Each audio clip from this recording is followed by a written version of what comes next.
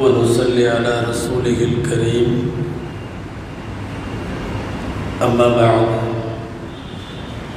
فقد قال الله سبحانه وتعالى في كلامه القديم والفرقان الحميد: أعوذ بالله من الشيطان الرجيم، بسم الله الرحمن الرحيم. والذين اتبعوهم بإحسان رضي الله عنهم ورضوا عنه.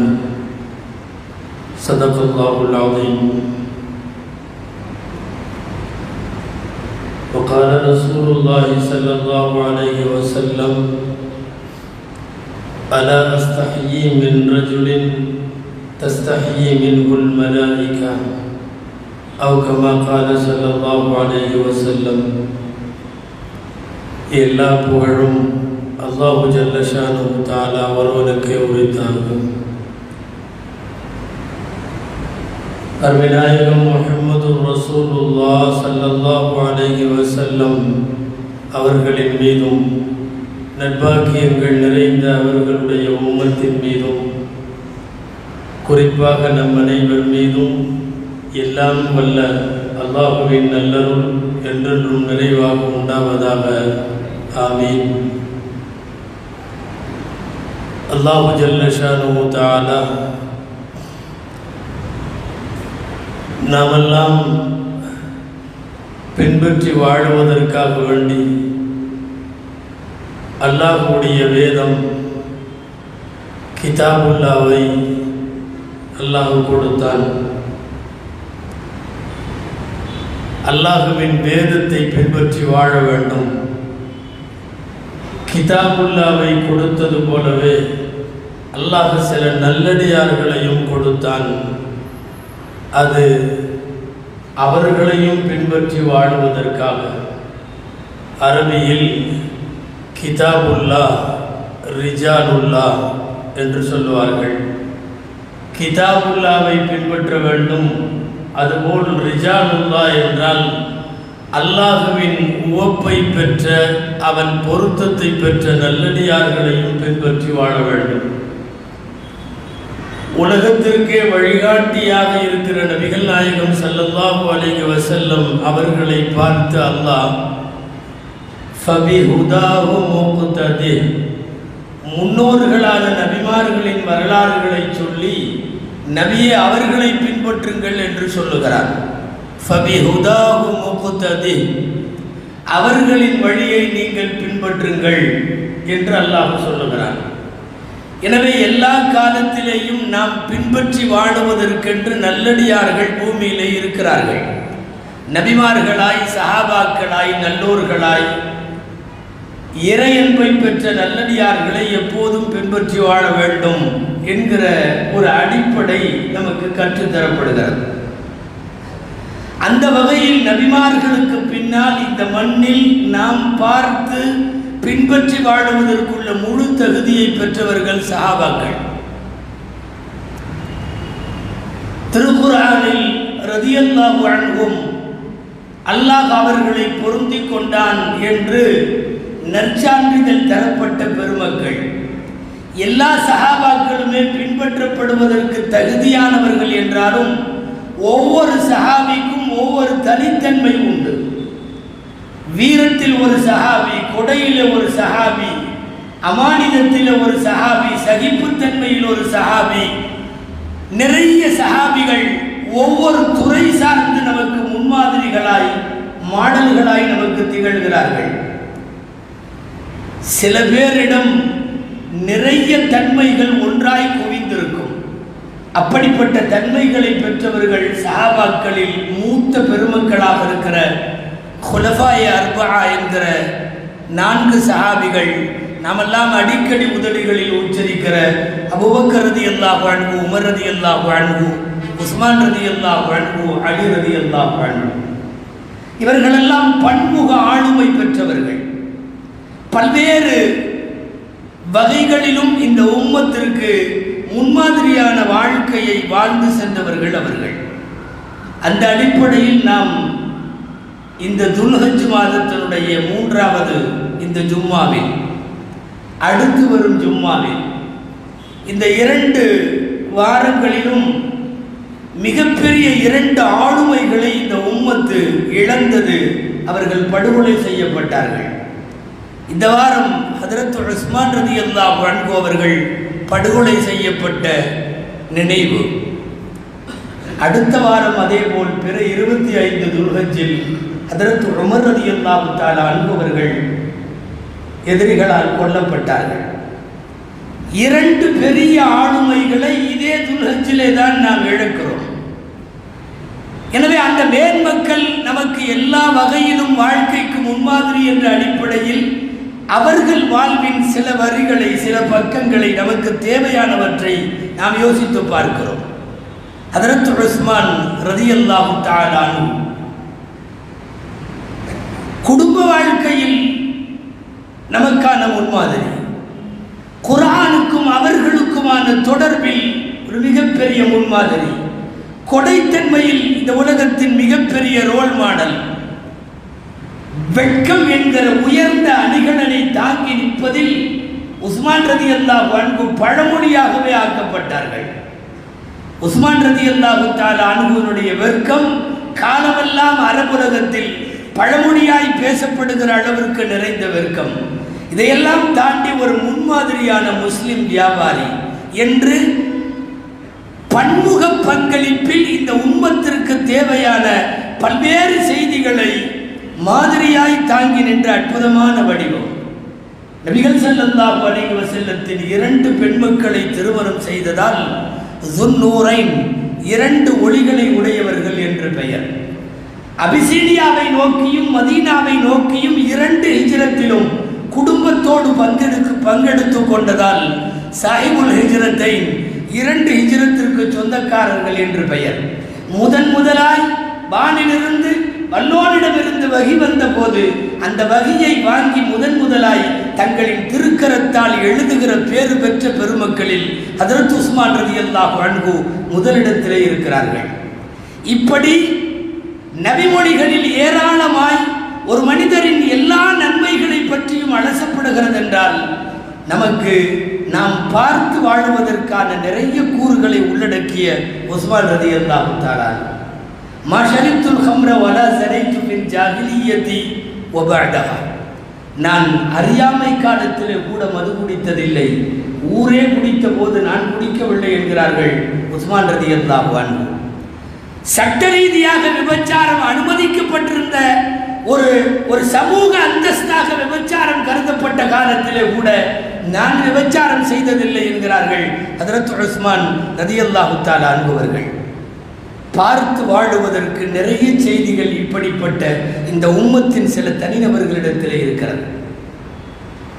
இஸ்லாத்திலே சேர்ந்த காலத்திலே இருந்து சேருகிற போது அவர்களுக்கு வயது 30, 82 வயதில் அவர்கள் படுகொலை செய்யப்படுகிறார்கள் என்றால் சுமார் 52 ஆண்டு காலங்கள் அவர்கள் சொல்லுகிறார்கள், வலா மஸஸ்து தகரி பியமீனி முந்து அன் அஸ்லம்து, நான் இஸ்லாத்திலே சேர்ந்த காலத்திலே இருந்து வலது கையால் என் மர்ம உறுப்பை நான் தொட்டதில்லை.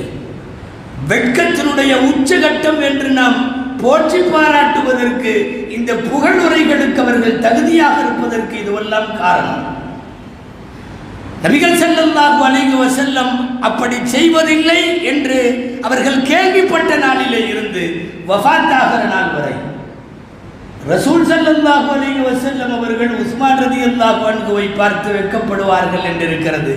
அவர்கள் வந்தால் கொஞ்சம் அப்படி இப்படி ஆயாசமாய் உட்கார்ந்திருந்தால் கூட ஆடைகளை எல்லாம் சரி செய்து இழுத்து கொள்வார்கள் என்று வருகிறது.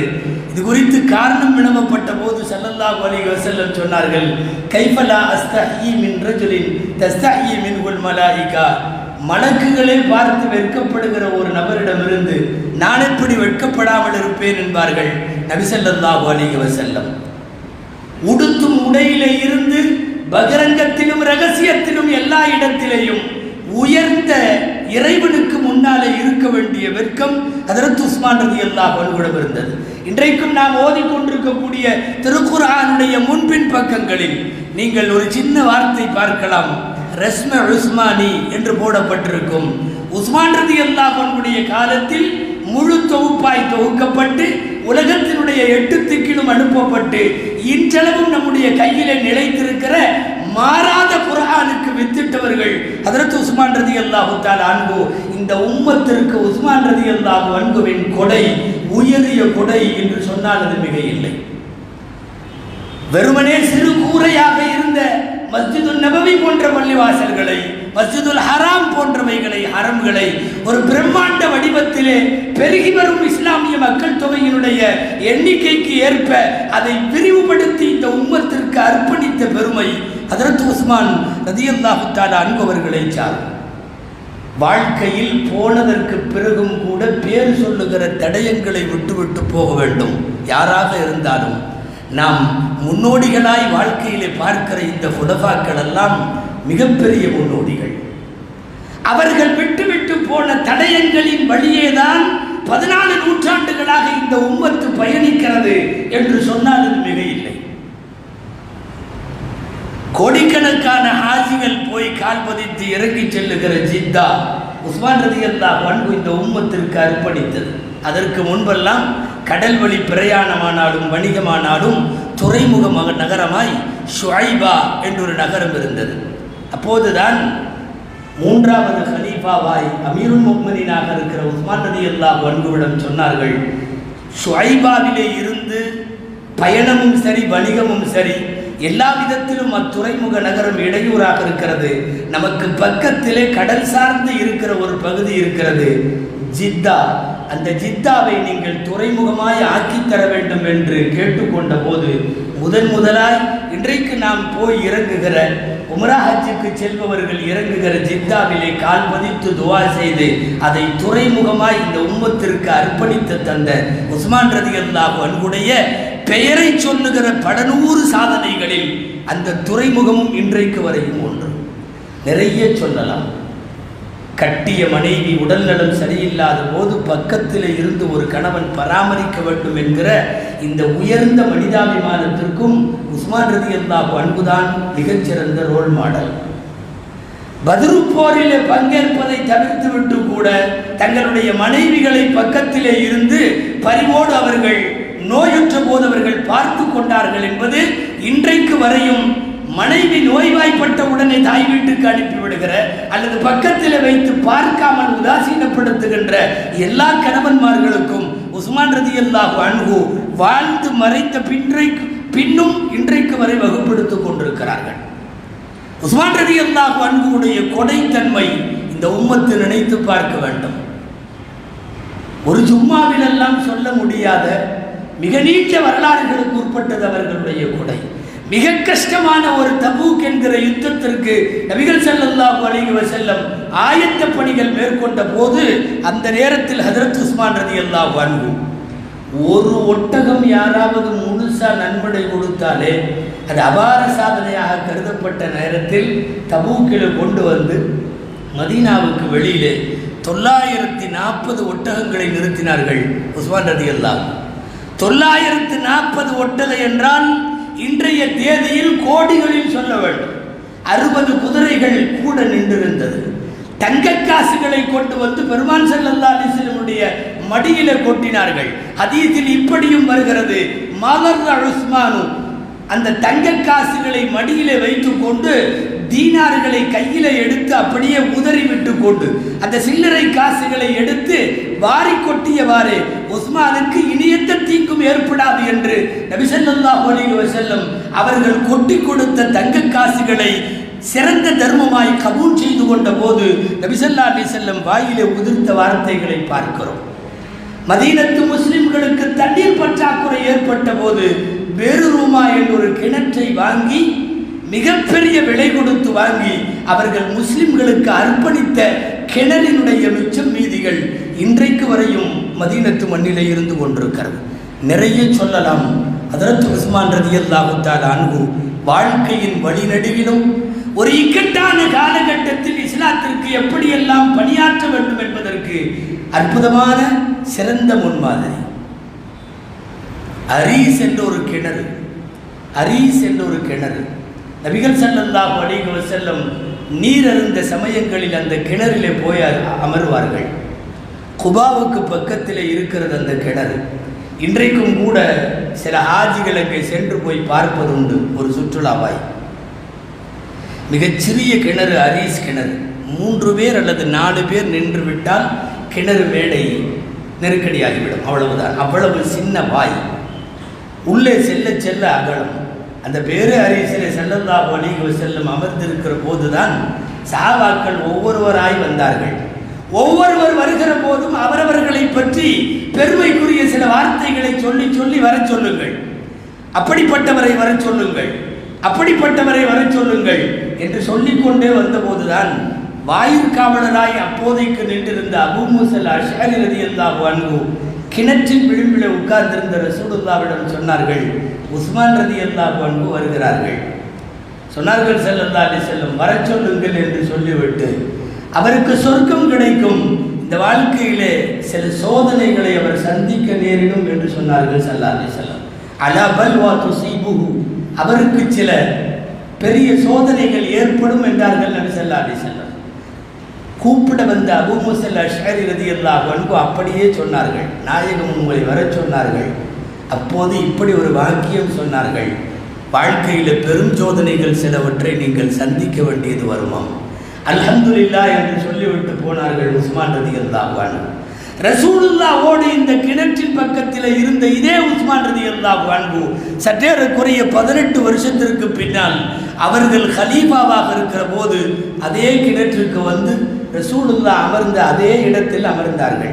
நபிகள் ஸல்லல்லாஹு அலைஹி வஸல்லம் தொழுத இடமெல்லாம் தொழுது, அமர்ந்த இடமெல்லாம் அழுது அமர்ந்து, பெருமானார் ஸல்லல்லாஹு அலைஹி வஸல்லத்தினுடைய வாழ்க்கையின் ஒவ்வொரு அடியையும் அணுவையும் தேடி தேடி பின்பற்றிய சஹாபாக்கள் வந்து அமர்ந்தார்கள். உஸ்மான் ரலியல்லாஹு அன்ஹு அவர்கள் எதேச்சையாய் ரசூலுல்லாஹ் போட்டிருந்த ஒரு மோதிரம் வழிவழியாய் உஸ்மான் ரலியல்லாஹு அன்ஹுடைய கையில் இருந்தது. அது நழுவி கிணற்றில் விழுந்தது. கொஞ்சம் அதிர்ச்சி உற்றவர்களாய் அந்த மோதிரம் தொலைந்து போவதற்கு பின்னாலே பெரிய முசீபத்துகள் நம்மை சேரலாம் என்ற ஒரு யூகம் அவர்களுக்கு இருந்ததால் ஆட்களை விட்டு கிணறுற்று தண்ணீரை முழுக்க இறைத்து தேடச் சொன்னார்கள். கலீஃபாவின் மோதிரம் அல்லவா விழுந்தது. இரவு பகலாய் தேடினார்கள். தண்ணீரெல்லாம் தீர்ந்து போனதை ஒழிய மோதிரம் கிடைக்கவில்லை. அதனாலேயே வேறு காட்டம் இன்றைக்கு வரையும் அந்த கிணற்றுக்கு கூட மோதிர கிணறு என்ற ஒரு பெயர் கூட, அந்த அரீஸ் என்கிற பெயரை தாண்டி மோதிர கிணறு என்றும் பெயர் உண்டு. அந்த நிகழ்ச்சிக்கு பின்னாலே ஹஜ்ரத் உஸ்மான் ரலியல்லாஹு அன்ஹுவை தொடர்ந்து ஏராளமான செய்திகள் அவர்களினுடைய ஆட்சிக்கு வேட்டு வைக்கவும் உயிரை காலி செய்யவும் திட்டமிடப்பட்டது. இந்த வாரம் ஹிஜ்ரி 18 துல்ஹஜ்ஜில் ஹஜ்ரத் உஸ்மான் ரலியல்லாஹு அன்ஹு படுகொலை செய்யப்பட்டார்கள். துரோகியாக இருந்த அப்துல்லாஹ் இப்னு சபா என்கிற யூத பின்புலம் கொண்ட ஒருவனால் இஸ்லாமிய உலகத்தில் பல்வேறு குழப்பங்களை ஏற்படுத்துவதற்காக வேண்டி ஏவி விடப்பட்ட அன்றைய எதிராளிகளின் சதியில் அப்துல்லாஹ் இப்னு சபாவோடு ஒரு பெருங்கூட்டம் உஸ்மான் ரலியல்லாஹு அன்ஹுவை ஆட்சியை விட்டு அகற்ற வேண்டும், அவர் மறுக்கிற போது உயிரையும் எடுக்க வேண்டும். ஆனால் பின்னால் இப்படியெல்லாம் வரும் என்று யூகித்து பெருமானார் ஸல்லல்லாஹு அலைஹி வஸல்லம் உயிரோடு இருந்த போதே உஸ்மான் ரலியல்லாஹு அன்ஹுவிடம் ஒரு வார்த்தை சொல்லி இருந்தார்கள், லா தஹ்லா கமீஸக யா உஸ்மான், உஸ்மான் உங்க சட்டையை மட்டும் கழட்டிராதீங்க என்று சொன்னார்கள். சட்டை என்பதற்கு பொறுப்பு பதவி என்பது பொருள். என்ன நடந்தாலும் உங்கள் ஆட்சியை துறந்து விட வேண்டாம் என்ற ரசூலுல்லாஹ்வின் உத்தரவை ஏற்று கடைசி வரை ஹிலாஃபத்து சட்டையை கழற்றவில்லை. 82 வயதில் அவர்கள் வீட்டை சுற்றி முற்றுகையிட்டவர்கள். நீண்ட வரலாறு சுருக்கமாய் வருவோம். வீட்டுக்குள்ளே புகுந்து அவர்களை படுகொலை செய்தார்கள்.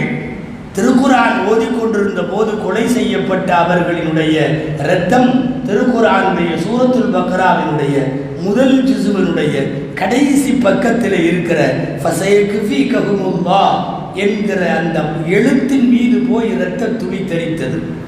அந்த வார்த்தைக்கும் அதுதான் அர்த்தம், இவர்களை அல்லாஹ் பார்த்துக்குவான் என்று அர்த்தம். அந்த இரத்த துளி சரியாக இவர்களை அல்லாஹ் பார்த்துக்குவான்ற இடத்திலே போய் விழுந்தது. தடுக்க போன மனைவி நாயிலாவை நாகூசும் வார்த்தைகளை கொண்டு பேசினார்கள். ஒருவன் கை வைத்தான் நாயிலா அவர்கள் மீது அடிக்க. அல்லாஹ் உன் கையை துண்டிக்கட்டும், காலை துண்டிக்கட்டும், நரகத்திலே உன்னை நுழைவிக்கட்டும் என்று சொன்னார்கள். பின்னொரு நாளில் கூஃபா நகரில் கையும் காலும் வெட்டப்பட்டு அவன் ரோட்டிலே கிடந்த போது போன பெரியவர் சொன்னார், இது உஸ்மான் ரலியல்லாஹு அன்ஹு மனைவி நாயிலாவுடைய பத்துவா, கையும் வெட்டப்பட்டிருக்கிறது, காலும் வெட்டப்பட்டிருக்கிறது, மூன்றாவதும் நடந்தே தீரும், அவன் நரகம் போவான் என்று போகிற போக்கிலே சொல்லிவிட்டு போனார். உஸ்மான் ரலியல்லாஹு தஆலா அன்ஹு அவர்களுடைய படுகொலை இந்த உம்மத்தினுடைய முதல் ஃபித்னா.